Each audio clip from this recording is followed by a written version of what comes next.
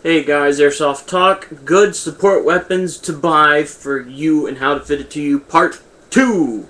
Now, the part 2 is basically what you want to do in terms of upgrades. So, we're going to start out with the saw gearbox.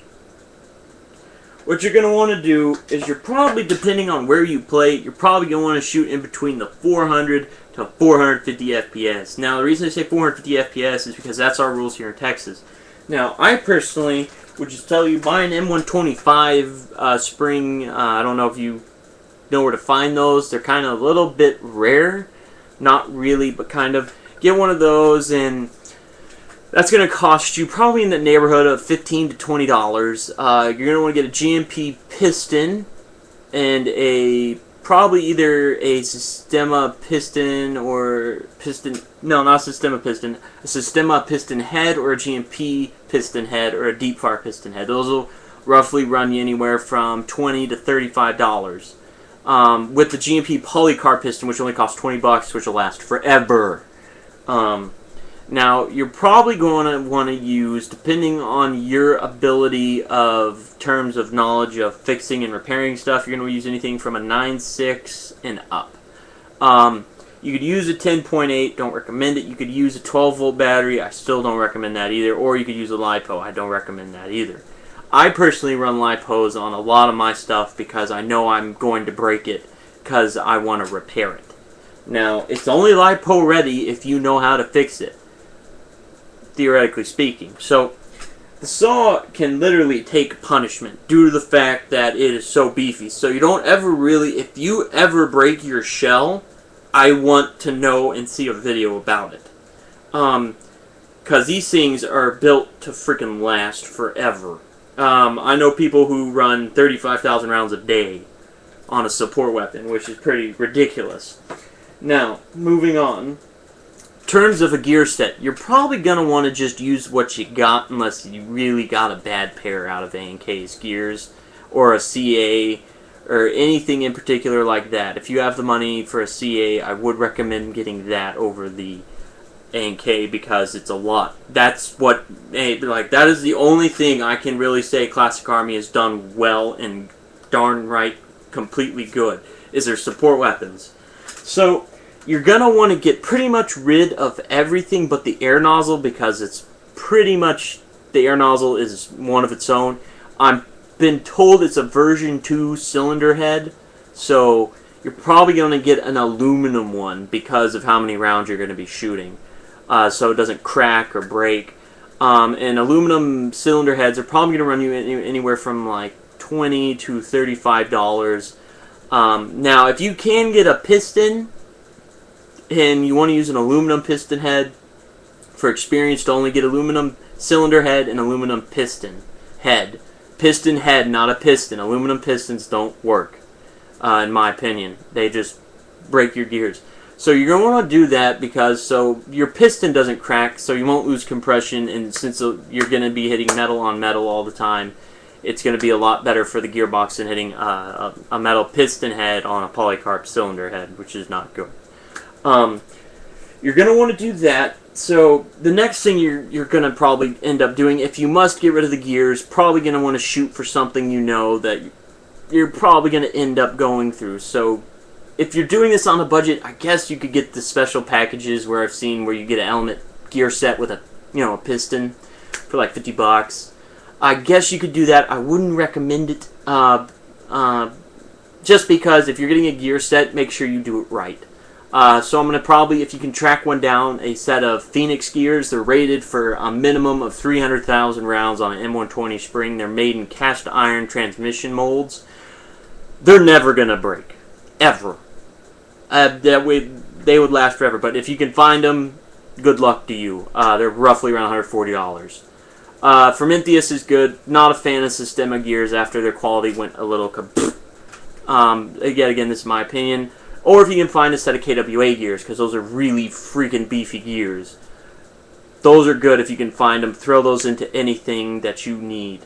Now, in terms of a spring guide, I've been told it's a standard version 2 spring guide, but as I'll take the spring guide out for you, it is not this entire thing.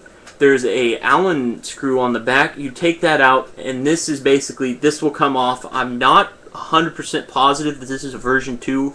It may be a version 3. Don't quote me on it. I'm pretty sure you can find it somewhere in a forum saying what it is. You're probably going to get a ball bearing spring guide, so it'll take less stress off the gearbox and last longer. That'll probably roughly cost you anywhere from the realm of $20 to $30. Now for my favorite part of telling you how to upgrade stuff. Not telling you, but telling you what's good. Is the motor. If you want something that you know is always and will always guarantee you to pull the spring back, you could always get an SRC high torque motor. Those are very good, but they do lock up on an 8 volt. But if you're using a support weapon, you're probably going to be running something around the neighborhood of a 4,000 milliamp battery. And I'm probably going to bet that you're not going to use an 8 volt either. So the motors I recommend would be an SRC high torque. It's not going to give you the world's greatest rate of fire, but it will always pull your spring back no matter what. Next would be a GMP M140 motor. They only make them in short type if you can find them. They're not really that hard to find, but some of the main retailers don't carry them. So if you can find a short type M140 motor, I would go and tell you to go buy that. It's a high speed / high torque. If you watched the video before this, you heard me fire it off with a Walmart spring shotgun. It was firing in the realm of 1,000 rounds a minute on a M120. With just reshimmed in high-speed grease. Now, you're always going to want to go through and reshim your gearbox and re-grease it if it's anything. I recommend doing that. I do that to all my own personal guns just because that's who I am and that's how I work on my stuff. Now, the next motor up would probably be a GMP M160 Turbo Custom Torque motor. That motor was specifically designed for snipers who wanted quicker trigger response with an M160 spring. That is always going to pull back your spring with a nice rate of fire. That's always a good option. I'm not going to recommend Sistema because I've had multiple problems with their high torque motors. That pretty much covers it. The motors are going to cost you the most. Now, we're going to move on to MG36s and version 3s. You're going to want to do, again, the same motors that I just recommended. You're going to want to do the same pistons that I recommended. And you're going to want to basically do the exact same thing that I recommended before. Now, you're basically going to run any GMP M140, M160 motor is going to do you good. A set of Phoenix, Prometheus, and KWA gears if you can find them. You're gonna buy a better tappet plate, just to play it safe. Buy a garter, a better air nozzle with a seal on it with an M120 spring so you can get the extra compression. A aluminum cylinder and a aluminum piston head with a GMP piston, ball bearing spring guide, ball bearing piston head. You're going to want to do that so it puts the least amount of stress on your gearbox possible.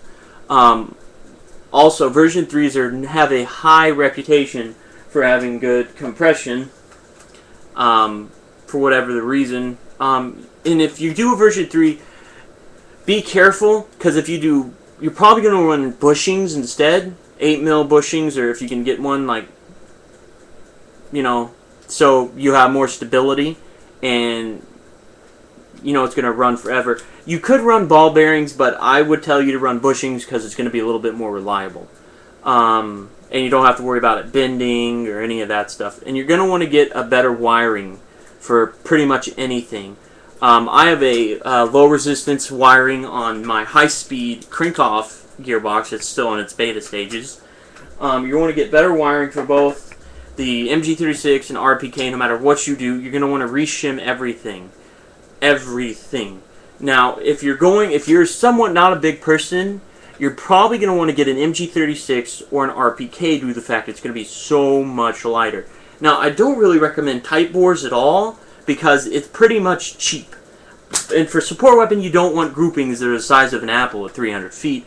But to just give you an example, my saw, just a regular standard, M249 saw with the full stock, 320 feet confirmed hit. I don't need accuracy, but I'm going to just to be a bitch. But that pretty much concludes this series for support weapons and what's good for you. So, thanks for watching. Damn trolls. Blah, blah, blah, blah.